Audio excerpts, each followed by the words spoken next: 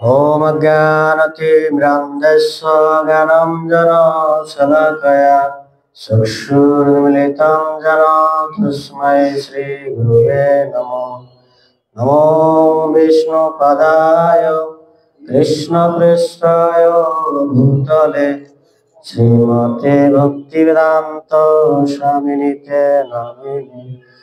नमस्ते सरस्वती देवे गौरवाणी प्रचारिणे निर्विशेष शून्यवादी अस्मत्क्लेशतारिणे वंशाकल्पतरुभ्यश्च कृपा सिन्धुभ्यः पतितानां पावनेभ्यो वैष्णवेभ्यो नमो नमः।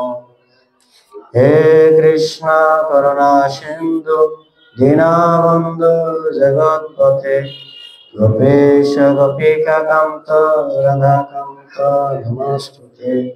तप्तकाञ्चन गौराङ्गे राधे वृन्दावनेश्वरी विश्वभानुसुते देवी प्रणमामि हरिप्रियाय।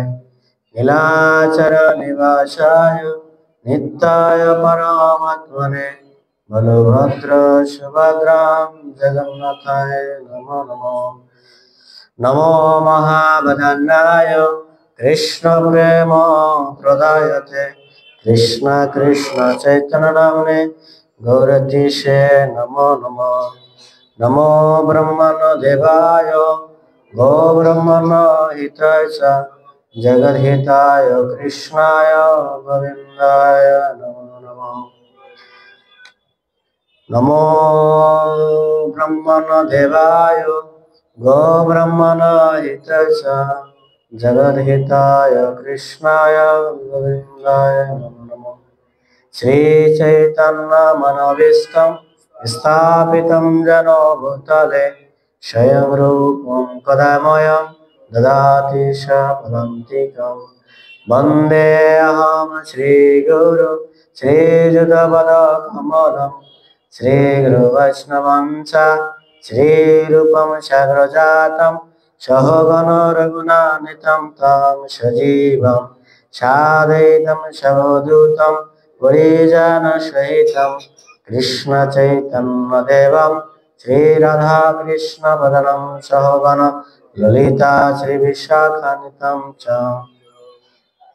जय श्री कृष्ण चैतन्य प्रभु नित्यानंद श्री अद्वैत गदाधर श्रीवासदि गौरभक्तवृंद। हरे कृष्ण कृष्ण कृष्ण हरे हरे हरे राम राम राम हरे हरे। ओम नमो भगवते वासुदेवाय ओम नमो भगवते वासुदेवाय ओम नमो भगवते वासुदेवाय।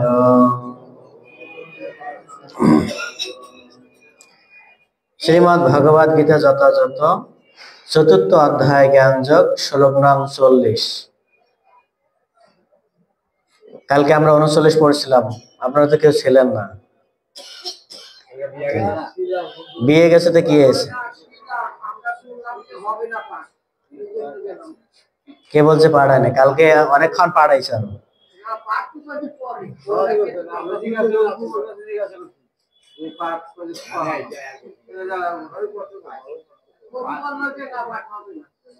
আচ্ছা ঠিক আছে, আমরা 40 নম্বর শ্লোক শ্রবণ করি। সকলে বলবেন।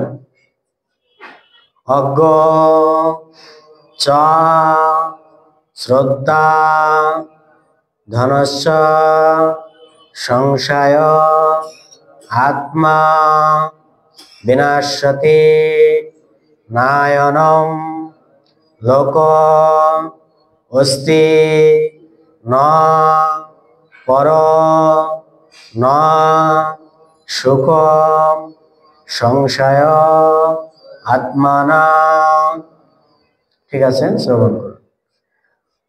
অজ্ঞ শ্রদ্ধা ধনস্য সংশয়াত্মা বিনাশ্যতি নয়নম লোকস্তি ন পরয়ম ন সুখ সংশয়াত্মা।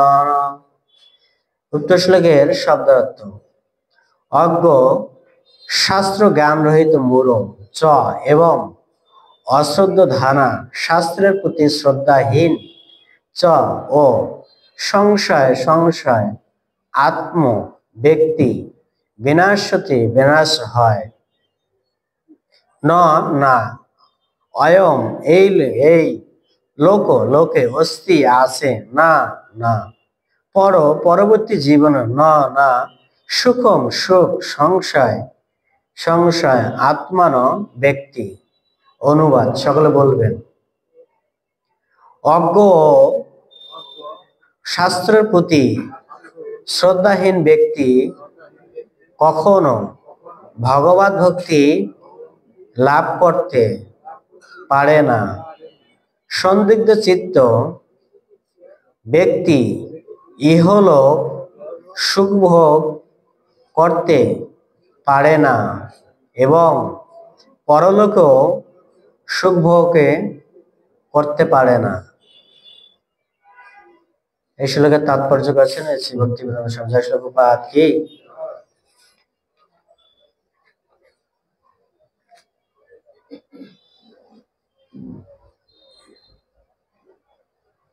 সমস্ত ব্রাহ্মণ দিব্য শাস্ত্রের মধ্যে ভগবদ গীতা হচ্ছে শ্রেষ্ঠ। যে সমস্ত মানুষের প্রবৃত্তি প্রায় পশুদের মতো, তাদের শাস্ত্র জ্ঞান অথবা শাস্ত্রের প্রতি শ্রদ্ধা থাকে না। আবার এমন কিছু লোক আছে যারা শাস্ত্রজ্ঞান থাকলেও বা শাস্ত্র থেকে উদ্ধৃতি দিতে পারলেও শাস্ত্রের কথায় তাদের বিশ্বাস নেই। শাস্ত্র থেকে বিভিন্ন শ্লোক উদ্ধৃতি করা এরা নানা রকম যুক্তি তর্কে অবতরণ করতে পারে, কিন্তু শাস্ত্রের প্রতি তাদের মোটেই বিশ্বাস নেই। আবার এক ধরনের মানুষ আছে যাদের ভগবদ গীতার প্রতি বিশ্বাস থাকলেও তারা বিশ্বাস করে না যে ভগবান শ্রীকৃষ্ণই হচ্ছেন পরমেশ্বর, তাই তারা তাদের আরাধনা করেন না। এই ধরনের মানুষের মনে কৃষ্ণ ভাবনায় উদয় হয় না, তারা অধপতিত হয়। এদের মধ্যে যাদের মোটেই বিশ্বাস নেই এবং যারা শাস্ত্রোক্ত বিষয় সম্বন্ধে সন্দেহহীন, তারা তাদের পারমার্থিক জীবনে কোনো রকম উন্নতি লাভ করতে পারে না।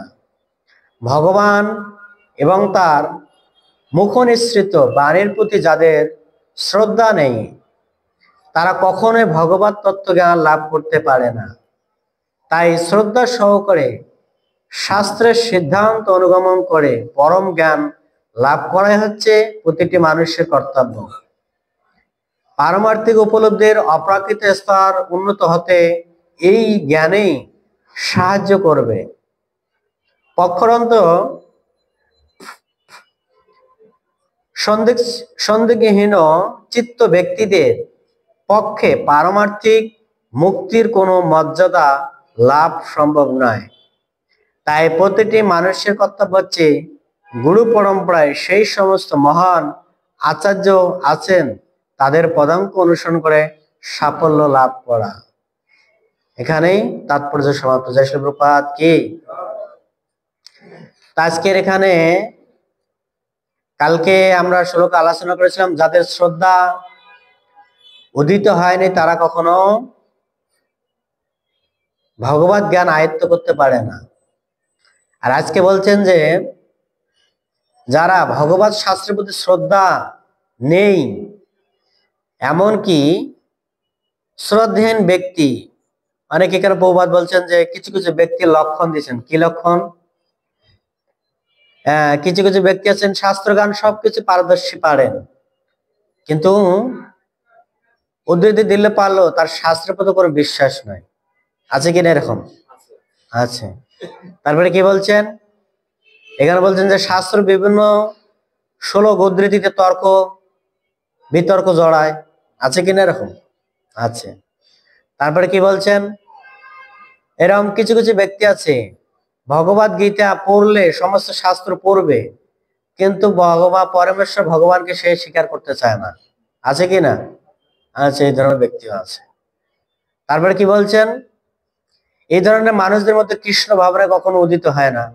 আমরা দেখতে পারি, তাহলে এখান থেকে আমরা দেখতে পেলাম যে 4 প্রকার ব্যক্তি ভগবানকে ভজনা করেন, আর 4 প্রকার ব্যক্তি ভগবানকে ভজনা করেন না। কোন 4 প্রকার ব্যক্তি? ভগবদ গীতা একটা শ্লোক আছে, কি শ্লোক আছে? নমম দুষ্কৃতম মায়া অপহত জ্ঞানম মোরা প্রপদ্যন্তি, নাকি শ্লোকটা? একটা শ্লোক আছে। এখানে 4 ধরনের ব্যক্তির কথা বলা আছে। বলছে মূঢ়, মূঢ় মানে কি? মূর্খ। মায়া, যাদের জ্ঞান মায়া অপহরণ করেছে। তারপরে কি? অপহত জ্ঞানম। এই মূঢ়, মায়া, নরাধম। নরাধম কাদের? এই যে এখানে আজকে বলছেন শাস্ত্র জ্ঞান আছে, সবকিছু উদ্ধৃতি দেয়, ভালো কথা, কিন্তু তাদের কি নাই? ভগবানের প্রতি বিশ্বাস নাই। এই ধরনের ব্যক্তিরা কখনো ভগবানকে লাভ করতে পারে না। তারপরে কি বলছেন? অপহত জ্ঞানম, যাদের জ্ঞান অপহরণ হয়েছেন। কি জ্ঞান? না পারমার্থিক জ্ঞান অপহরণ হয়েছে। কিরকম? পারমার্থিক জ্ঞান লাভ করেছেন, কিন্তু তার হৃদয়ে সেটা প্রকাশ করে না, বা তার নিজের জীবনে প্রয়োগ করে না। এটাকে বলা হয় পারমার্থিক জ্ঞান অপহরণ, অপহত জ্ঞানম। ঠিক আছে? এই 4 ধরনের ব্যক্তি ভগবানকে ভজনা করেন না। কোন 4 ধরনের ব্যক্তি ভগবানকে ভজনা করেন? কোন 4 ধরনের? আর্থ, অর্থাৎই, জিজ্ঞাসু, জ্ঞানী। এই 4 ধরনের ব্যক্তি ভগবানকে ভজনা করেন। তাহলে ভগবান আলাদা আলাদা পাঠ দিয়েছেন কিনা? 4 ধরনের ব্যক্তির লক্ষণ কি, 4 ধরনের ব্যক্তি কি রকম? এখন আমরা যারা 4 ধরনের ব্যক্তি ভজনা করি, আর্থ, অর্থাৎই, জিজ্ঞাসু, জ্ঞানী, আমরা এটা এর আগেও আলোচনা করেছিলাম কিনা?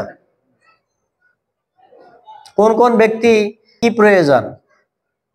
আমাদের তো সকলের অর্থের প্রয়োজন। আর্থ, অর্থাৎই, অর্থাৎ মানে অর্থ, আর্থ মানে অনেক করুণা, অনেক কান্না। আর্থ, অর্থাৎই, আর কি? জিজ্ঞাসু, জ্ঞানী। অনেকের স্বভাব আছে, কি স্বভাব আছে? জিজ্ঞাসা করবে। কি জিজ্ঞাসা করবে?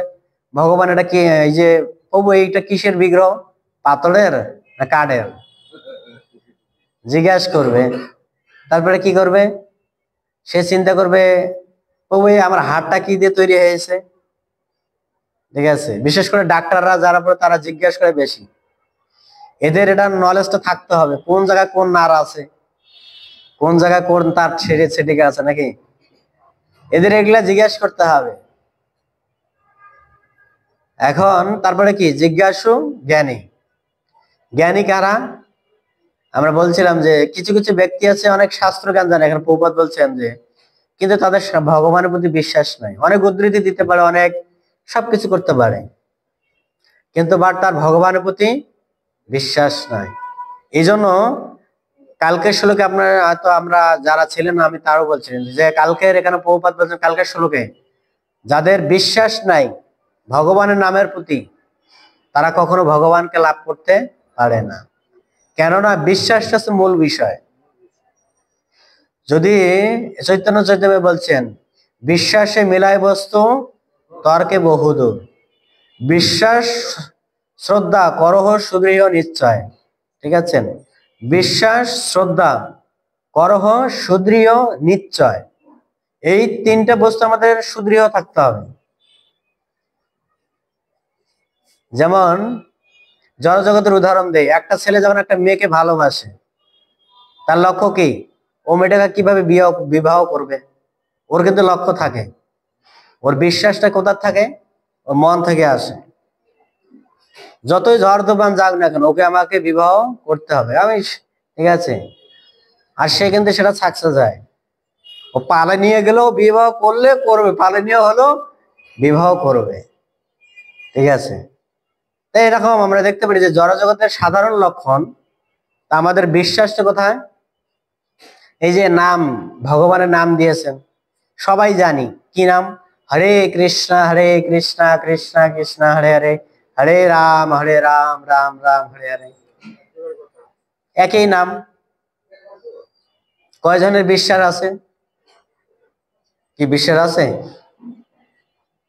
একদিন যদি বলা হয় যে মাতাজি আজকে আপনি কোনো কাজে যাবেন না, সারাদিন নাম করেন, দেখি ভগবান আপনাকে খাওয়ান দেয় কিনা, আপনার বিশ্বাস কতটুকু? বিশেষ করে একাদশীর দিন, একাদশী কে কে করেন? সবাই করেন না? একাদশীর দিন যদি এক বেলা না খাইতো, হরিনাম তো একদম চাঁদে উঠে যাইবে। কি উঠবে কিনা? এমন ক্রোধ সৃষ্টি হয়, আপনাদের হয় কিনা জানি না, কিন্তু আমার হয়। খেতে না পারলে ধুর হরিনাম করবো কি, রাখ হরিনাম থাক তোর হরিনাম। তাহলে চিন্তা করেন, একদিন একাদশীর দিন হরিনাম করার জন্য ভগবান এইটুকু বিশ্বাস নাই, তা ভগবান পাবো কি করে? এরা বলছেন যে শ্রদ্ধাহীন ব্যক্তি, শাস্ত্র জ্ঞান ব্যক্তি ভগবত ভক্তি কখনো লাভ করতে পারে না।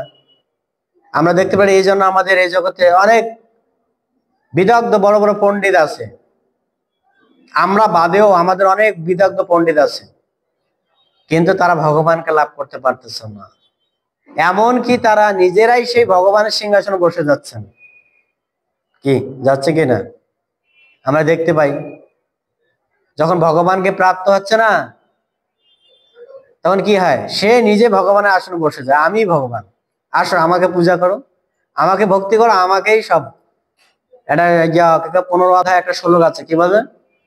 সর্বোচ্চ চাহম হৃদি সন্নিবিষ্টম, তুমি যা কিছু চাও আমার কাছে চাও, আর চাটা হচ্ছে প্রধান খাদ্য। ঠিক আছে, আমরা দেখতে পাই ভগবত শ্লোক ভক্তি বা ভগবত শ্লোকের গীতার অপব্যবহার হয়, হয় কি না? তারপরে কি বলছেন? আর একটা শ্লোক আছে, কি? সর্বধর্মান পরিত্যাজ্য মামেকম শরণম, মানে আমাকে ভজনা করো। এই শ্লোকটা কি ব্যাখ্যা দেয় কিনা? ওটা তো ভগবানের ক্ষেত্রে পড়ে, বলছে যে ওটা আমাকে ভজনা করতে বলছে, আর ভগবান কেন আমাকে। ঠিক আছে, আমরা কি এরকম ব্যক্তির পাল্লায় পড়ি কিনা? আমরা বেশিরভাগে পড়ি। কেন পড়ি? যেহেতু আমরা জানি যে সে একজন পণ্ডিত, কি সে পণ্ডিত জেনে আমরা তাকে সম্মান করি, তাকে শ্রদ্ধা নিবেদন করি, করার পরে কি করে? সে আমাদের সরল সরল মনের ভক্তিটাকে সে কেড়ে নিয়ে নিজেই আমার ভগবান সেজে যায়। এই জন্য চৈতন্য চরিতামৃতে বলছেন, বিচার করিলে তুমি পাবে চমৎকার। ঠিক আছে, বিচার করে আমাদের কর্ম করা উচিত। যদি আপনি বিচার করে কর্ম না করেন, তাহলে আপনি কখনো ভালো কিছু পাবেন না। ঠিক আছে, এই জন্য আমাদের বিচার করে শাস্ত্র জ্ঞান অধ্যয়ন করা উচিত।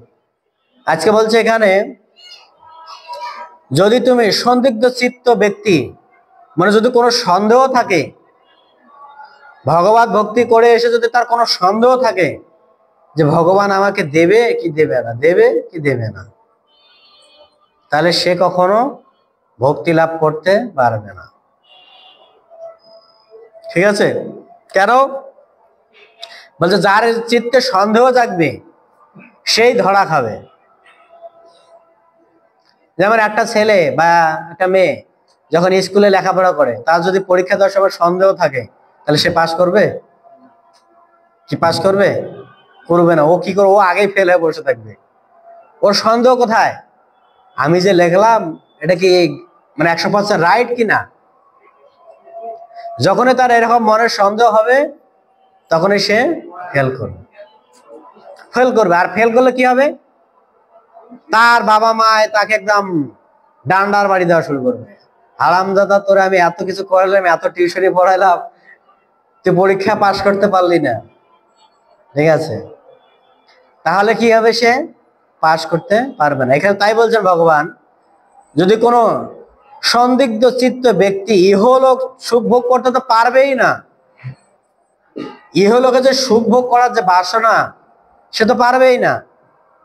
পরলোকে বলছে, তারপর বলছে কি বলছেন? এমনকি পরলোকেও সুখ ভোগ করতে পারবে না। আমরা যে কোনো কর্ম করি না কেন, যদি আমাদের সন্দেহ থাকে, তাহলে আমরা সেখানে কখনোই সুখ পাবো না। আমাদের বিশ্বাস সহকারে সেই কর্ম করতে হবে, ঠিক না? যদি আমাদের কর্মের মধ্যে সন্দেহ থাকে, আমরা কি সেই কর্ম সফলতা লাভ করতে পারবো? পারবো না। সেরকম ভগবান বলছেন, যদি কেউ ভগবত ভক্তি করতে এসে সন্দেহ থাকে, তাহলে সে ভক্তিতে কখনো সফলতা অর্জন করতে পারবে না। তাহলে সে এমনি ও ভক্তি করবে আর গেল। ঠিক আছে, তো আপনাদের একটা গল্প বলি। গল্পটা হচ্ছে এরকম, এক মহারাজ, কলকাতার এক জমিদার, ঠিক আছে, তো তার ছেলেকে বিবাহ দিবে। ঠিক আছে, তো কৃষ্ণনগর থেকে জাহাজে চড়েছে, আর কলকাতায় এসে তাকে পৌঁছতে হবে, মেয়ের বাড়ি কলকাতা। ঠিক আছে, তো যখন এরকম এসেছেন, সমস্ত বরযাত্রীরা এসে তুলেছেন, জাহাজে উঠেছেন, তখন বাজে রাত 1টা। ঠিক আছে, আর সে যাত্রী জাহাজ সবাই উঠছেন, উঠে বলছেন, মাঝিকে বলছেন, হ্যাঁ মাঝি, তাড়াতাড়ি জাহাজ ছাড়ো। ঠিক আছে, জাহাজ ছেড়েছেন। এদিকে জাহাজে যে নোঙ্গর আছে, নোঙ্গর বোঝেন তো? হ্যাঁ, তো নোঙ্গর আছে, তো নোঙ্গর ওড়াইতে ভুলে গেছে। সারা রাত ধরে জাহাজ চলছে, আর এদিকে বরযাত্রী জাহাজ সব নাক ডাকে ঘুমাচ্ছে। জানে তো জাহাজ চলছে, গাড়ি তো চলছে, যাচ্ছে, সকাল হলে আমরা নেমে যাব। ঠিক আছে, আরামসে ঘুমাচ্ছে, মহারাজও আরামসে ঘুমাচ্ছে। ঠিক আছে, এদিকে যখন পশু পাখি ডাকা শুরু হয়েছেন, এখনকার তার পশু পাখি ডাকে না, এখন তো মাইক ডেকে দেয়। ঠিক আছে, আর ঘুম ভাঙা লাগে না। পশু পাখির যে একটা শব্দ, কিচির মিচির, সে শব্দটা আর এখন নাই, একদম বিনাশ হয়ে গেছে। ঠিক আছে, এরকম মহারাজের যেমন এই যে পশু পাখির কিচির মিচির শব্দ শুরু হয়েছে, তখন মহারাজের ঘুম ভেঙে গেছে। ঘুম ভেঙে একদম চোখ ডলাডলি দিয়ে মাঝির কাছে গেছেন। কে মাঝি, আমরা এসে গেছি। মহারাজ, সারা রাত তো জাহাজ চললো, কিন্তু এই যে নোঙর যে তোলে, এই শয়তানটা নোঙর তুলতে ভুলে গেছে। তাই সারা রাত আমার তেলগুলো ঘুরে গেছে, আমার জাহাজও যেখানকার জাহাজ সেখানে বসে আছে। এই যে মহারাজের চেতে গেছে। হারাম দাদা, তোরা আমি টাকা তো দূরে কথা, তোরা আমি কিচ্ছু দেব না। আর আমাদের ছেলের বিবাহটা, আজকে এই বিবাহ ভাঙা মানে কি জানো? এই ছেলের আর বিবাহকে দিতে চাবে না। তাই আমি তোমাকে জরিমানা দিচ্ছি, এই আমার যত খরচ হয়েছে সমস্ত খরচ তোমাকে বহন করতে হবে। ঠিক আছে, এই এখন মহারাজ কি গায়ে, সে মাঝি আর নোংরালা যে ঝগড়া শুরু করে দিছে। তুমি কি সারা রাত মদ খেয়েছো, গাঁজা খেয়েছো? তুমি ঘুমে দেখতে পারো না নোংর তুলতে হবে, ভুলে গেছো? ঠিক আছে, এখন এই সেই নোংর তলা ব্যক্তি বলছেন, আমার নয় মনে না থাকতে পারে, তোমার কি মনে ছিল না? তুমি যে জাহাজ চলো, তোমার কি মনে ছিল না? তুমি তো জানো যে জাহাজে একটা নোংর থাকে। আমার ভুলে কর্মে ভুলে গেছি, তোমার তো থাকার কথা মনে। ও বলছে যে আমি হ্যান্ডেল ধরবো না নোংর তুলবো, কোনটা করবো? হ্যান্ডেল ধরবো না নোংর তুলবো? যদি আমি হ্যান্ডেল ছাড়িয়ে দিই, লঞ্চ চলে যাবে, আরেক জায়গায় চলে যাবে। আর যদি নোংর তুলতে যাই, তাহলে কি হবে? জাহাজ উল্টা পাশে দৌড় দেবে, দৌড় দিয়ে খেলে আমি তার আটকাতে পারবো না। ঠিক আছে, এই অনেকক্ষণ তর্ক টর্ক করতে করতে করতে করতে মহারাজ তখন কি চিন্তা করবে, বিবাহ কিভাবে হবে। ঠিক আছে, তখন পুনরায় ছেলে আবার তার বাসাতে রিটার্ন হয়ে গেল। আর এই যে বরযাত্রীর যত খরচ আছে, সব খরচ ওই ড্রাইভারের কাছে নিয়ে নিয়েছে, যে যা টাকা আছে সব আমাকে দিয়ে রিটার্ন দিতে হবে, আমার যত খরচ বিবাহর। ঠিক আছে, তো এই গল্প থেকে ভক্তি সিদ্ধান্ত সরস্বতী প্রভুপাদ শিক্ষা দিচ্ছেন। কি শিক্ষা? যে আমাদের ভক্তি জগতে কিছু নোংর আছে। কি নোংর আছে? আমাদের ভক্তি জীবনে কিছু নোংর আছে, যারা আমরা ভক্তি জীবনে আসতে চাই। আপনারা তো কেউ এখনো ভক্তি দীক্ষিত হয়েছেন কেউ? ভক্তি জীবনে কিছু নোংর আছে। সেই নোংর গুলো কি? কাম, ক্রোধ, লোভ, মোহ, মদ, মাৎসর্য। ঠিক আছে, অনেক নোংর আছে। এই জন্য বলছে যে যদি আপনারা সন্দিগ্ধ চিত্তে থাকেন, তাহলে আপনি ইহলোক সুখ করতে পারবেন না, আর এমনকি পরলোকে আপনি সুখ পাবেন না। আপনি এই জীবনে সুখ পাচ্ছেন না, পরলোকে যায় কি সুখ পাবেন? দেখি না, সন্দেহ জিনিসটাই খারাপ। আমাদের এই জগতের মানে জগতের সংসারে দ্বন্দ্ব হওয়ার কারণ কি? সন্দেহ। সন্দেহ কি না? কোনো না কোনো কারণবশত সন্দেহ করি। হয়তো বউ ভালো না, শাশুড়ি ভালো না, শাশুড়ি ভালো তো বউ ভালো না। তারপরে কি, আমি যখন আমার ছেলেকে বিবাহ তখন তখন আমার বৌমা হয়তো আমার কথা শুনবে না। তখন চিন্তা করবো ঘরের চাবিটা দেবো কি দেবো না, দেবো কি দেবো না, কোন সময় টাকা পয়সা চুরি করে নিয়ে যায়। এই যে সন্দেহ, এই সন্দেহ মনোভাব যখনই থাকবে তখন কি আমরা সুখ থাকে পারবো? কে পরেশ বাবু সুখে থাকতে পারবো? ছেলের বউকে চাবির ভাত দিয়ে দিলাম একবারে, যা খাওয়ায় ছেলের বউ তাই খাবো, কোনো সন্দেহ করা যাবে না। সন্দেহ করলে সেই পরিবারে কি ডেইলি ঝগড়া হবে, হবে কিনা? সন্দেহের বশবর্তী সে ঝগড়া করবে, কেননা এটা তার স্বভাব। এটা শুধু জড়জগতের ক্ষেত্রে না, এখানে সব জায়গার ক্ষেত্রে। অফিসে অফিসে আপনার বস আপনাকে সন্দেহ করে, কি করে বলে তো আপনার সাথে ঝগড়া হয়। তোমাকে আমি এই টাইমে আসতে বলছি, তুমি আসো নাই কেন? এই লেগে গেছে ঝগড়া। বস আমি তো জ্যামে ছিলাম, ফল্লা ছিলাম। বস তো বলছে না তুমি তো এরকম ছিলে না, তুমি টাউড হয়ে গেছো, তুমি মিথ্যা কথা বলতেছো। কি, আর এই সন্দেহের বশবর্তী একে অপরকে ঝগড়া করে গালিগালাজ করতে করতে একটা মারামারিও হয়ে যায়, ঠিক আছে, কাটাকাটিও হয়ে যায়। এই জন্য আমাদের সন্দেহ করা বন্ধ করতে হবে। যত আমরা সন্দেহ থেকে দূরে থাকবো তত আমাদের সংসার সুখে হবে। আর এই সন্দেহটার কারণে আমাদের মূল সমস্যা। সন্দেহ যখন আমাদের মনে জাগে তখন কাউকে বিশ্বাস করতে আমরা ভয় পাই, কি ঠিক কিনা? আর যখন আমাদের মনে সন্দেহ জাগে তখন আমি কাকে বিশ্বাস করব? আর যখন আমি বিশ্বাস করতেই না পারবো তো জগতে আমি কার উপর ভরসা রাখবো? ভগবানের কথা তো পরেই বাদ দিলাম। ভগবান তো বলে দিয়েছেন, যদি তুমি ভক্তি জীবনে সে সন্দেহ করো তাহলে তুমি আমাকে পাবে কি করে? আমাকে তো পাওয়ার কথা দূরের কথা, আমার তো পরলোকে যাওয়ার ক্ষমতা তোমার থাকবে না। এক গল্প বলি, গল্পটা হচ্ছে নারদ মুনি এক সময় বৈকুণ্ঠ ধাম থেকে আসছেন, ঠিক আছে।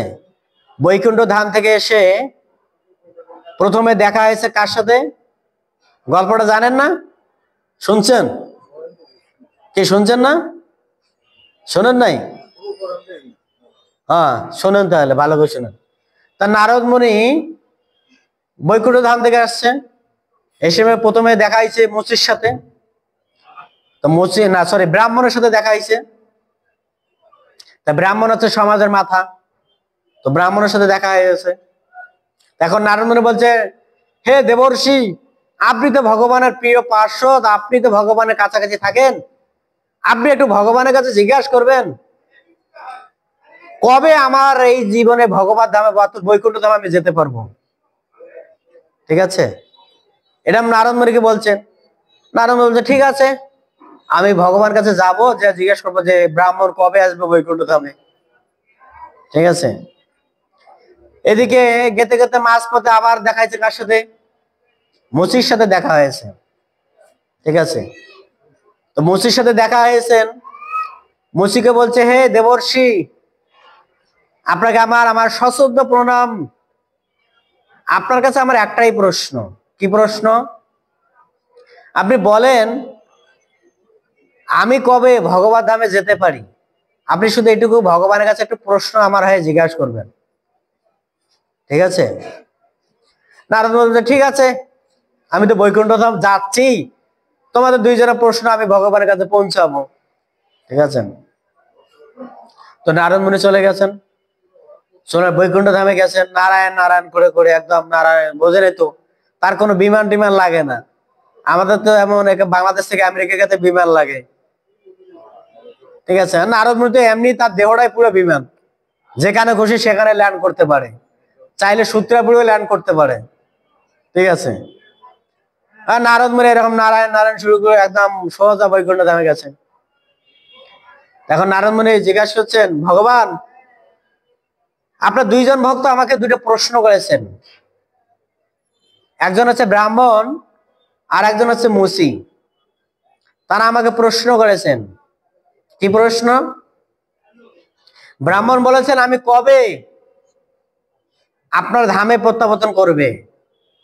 মুসিও সেম একই প্রশ্ন করেছেন, সেও কবে আপনার ধামে প্রত্যাবর্তন করবে। ঠিক আছে, তো যখন এই দুইজনের কথা শুনছেন, ভগবান হাসতেছেন। ঠিক আছে, ভগবান হাসতেছেন।